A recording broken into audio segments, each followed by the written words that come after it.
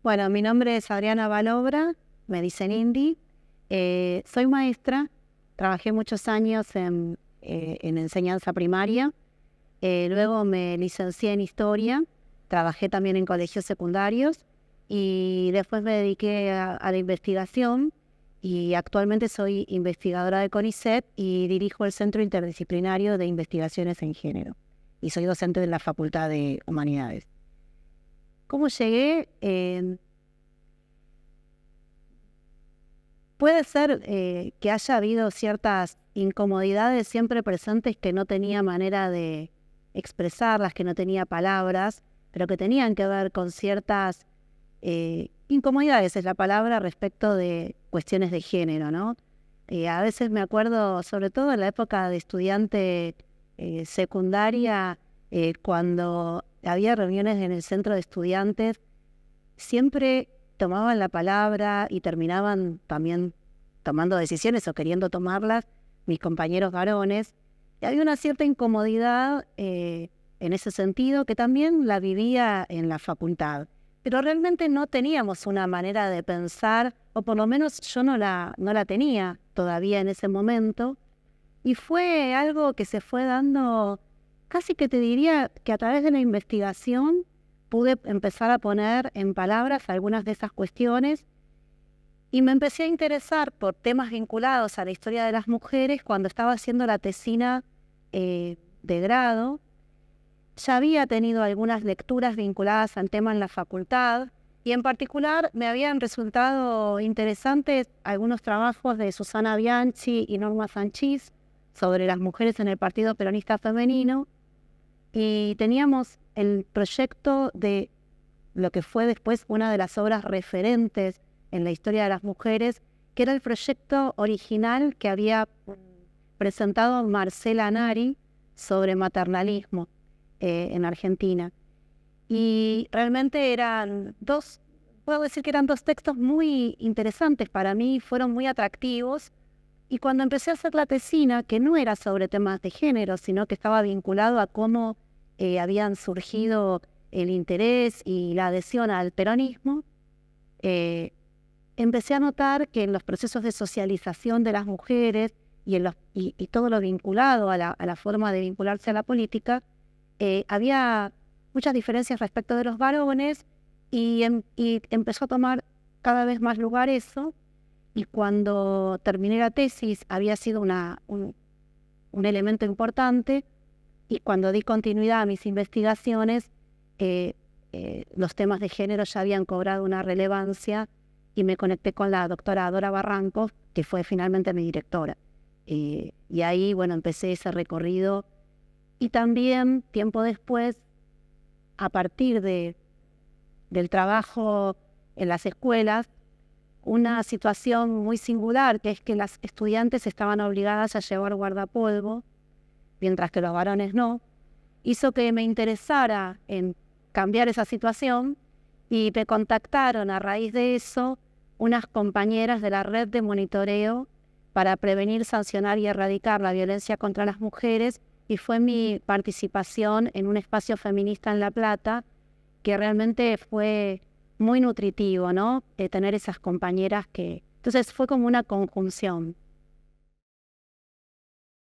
Acá me voy a retomar algunas cuestiones que han sido investigadas por otras colegas, como son Andrea Andújar, Karin Gramático, Mabel Bellucci, que son nombres referentes en su campo, que han hecho importantísimos aportes, entre otras, ¿no? Hay muchas más también.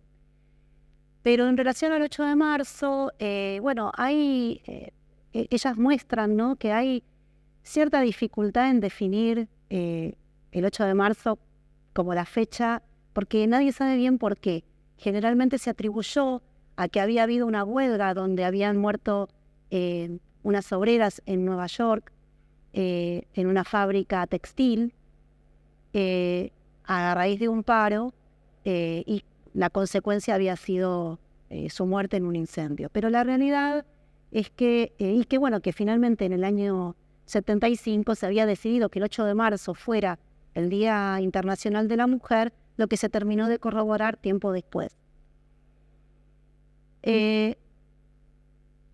Este hito, esta decisión, en realidad, cuando algunas investigadoras se empiezan a preguntar qué había pasado, encuentran que no había habido el 8 de marzo nada parecido, que lo que se remitía al año 1857 no había sido en marzo, que no había tenido las características que se mencionaban, que había habido algo en marzo donde habían muerto muchas obreras, pero no era estrictamente una huelga, que había habido, y que no era en 1857 sino en 1910, y que antes había habido otra huelga de modistas. Es decir, no se pudo determinar con precisión a qué hecho específicamente se refería, y hay sí una idea respecto de que antes que Naciones Unidas decidiera esto, había habido en 1910 una reunión de mujeres socialistas en Europa que fue la que había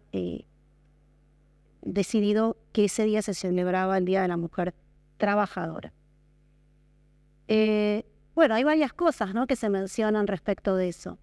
Si era el Día de la Mujer en singular, de las mujeres, si era la mujer en general o la mujer trabajadora en particular y por qué.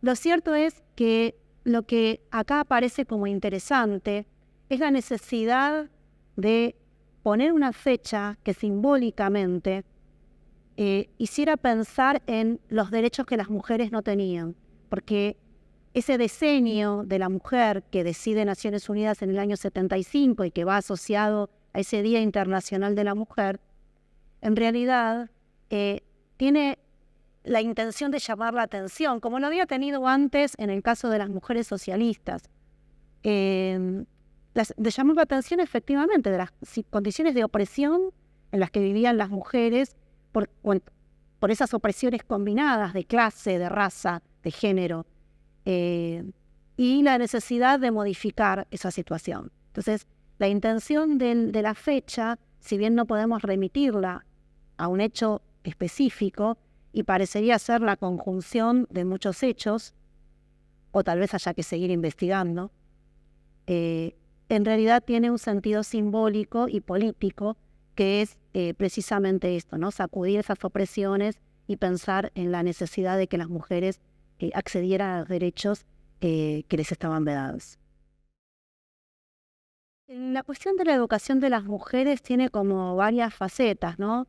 En principio, la situación educativa de las mujeres era muy desigual, incluso todavía a principios del siglo XX, porque no accedían a la educación, ni siquiera tenían una terminalidad en la educación primaria equiparable a la del varón.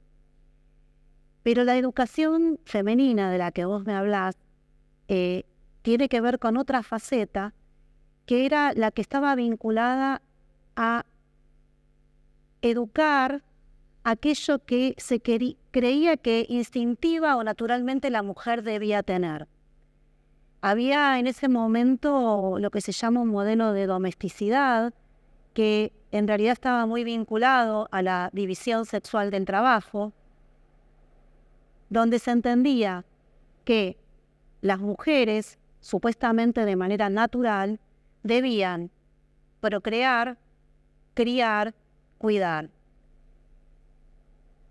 La educación femenina de alguna forma intentaba garantizar que eso se cumpliera de manera correcta. Es decir, muestra una tensión en ese modelo, porque si supuestamente esto era natural en la mujer, ¿por qué era necesario educarla?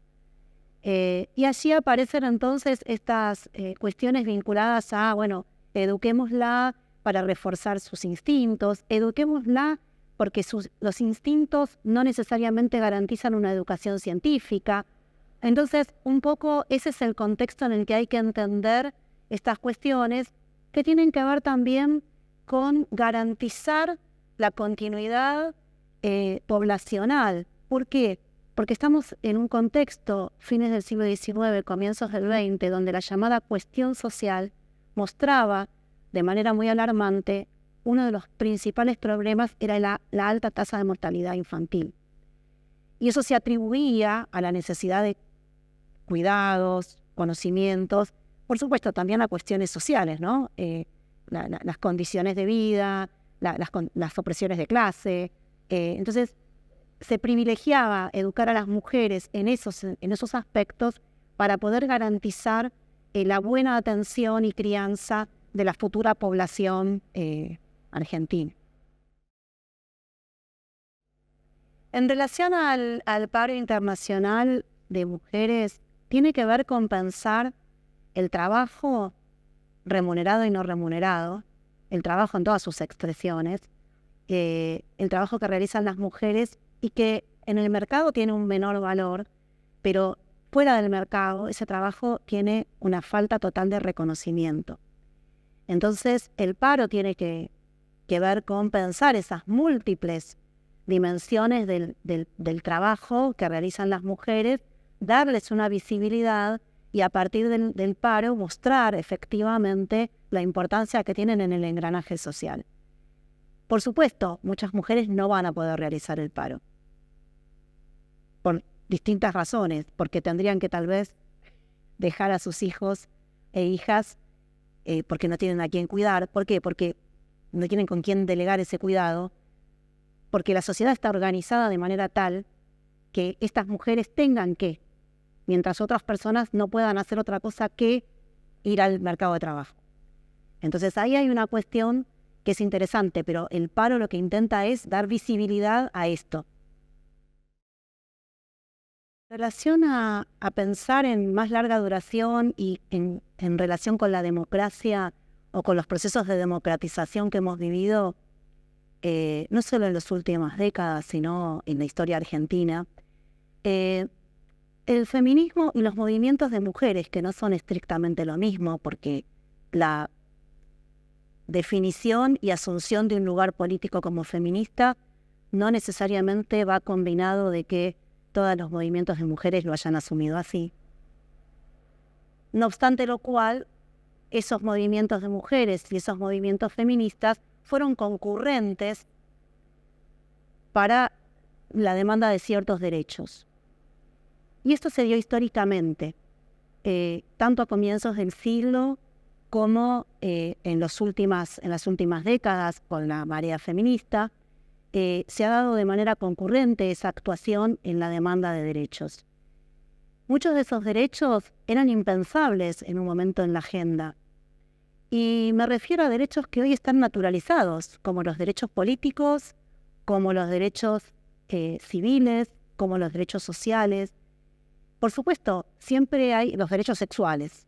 Siempre hay mucho que todavía se puede hacer, porque los derechos no están garantizados eternamente y el llevar adelante prácticas para garantizar que esas leyes por las que se demandó se efectivicen todavía es parte de la agenda. Y no es más en un contexto como en el que estamos actualmente, donde en nombre de la República se ha tergiversado mucho el sentido de la democracia. Porque creo que hay un problema de fondo que tiene que ver con que se está proyectando una lógica individualista y la democracia no puede pensar en términos individualistas, tiene que pensar en el términos del conjunto del colectivo social. Y en ese sentido el feminismo ha plantado no solamente demandas vinculadas a los derechos de las mujeres, que por lógica son su sujeto político, sino también que ha planteado demandas vinculadas a derechos de la infancia, ha planteado demandas vinculadas a derechos de los colectivos vinculados a cuestiones de sexualidad y diversidad sexual, como pueden ser con los colectivos LGTBI+. Entonces me parece que ahí el feminismo tiene todavía una potencia, o los feminismos, podríamos decir, porque esas demandas se resignifican en nuevos contextos. Y este es un contexto sensible para las luchas colectivas. Entonces me parece que los feminismos tienen todavía un papel relevante, tanto sea en la defensa de los derechos conquistados como en pensar nuevas agendas. Y a su vez tiene otros desafíos vinculados precisamente al lugar de los feminismos en relación con el Estado, al lugar de los feminismos en relación con los partidos, y a las alianzas más coyunturales o más estructurales que puede formular respecto de estas agendas que se van delineando. Hay mucho logrado, pero es un momento sensible para poder sostenerlo, para poder luchar por sostenerlo y a su vez pensar en que el piso no baje, sino que suba, el piso de derecho suba.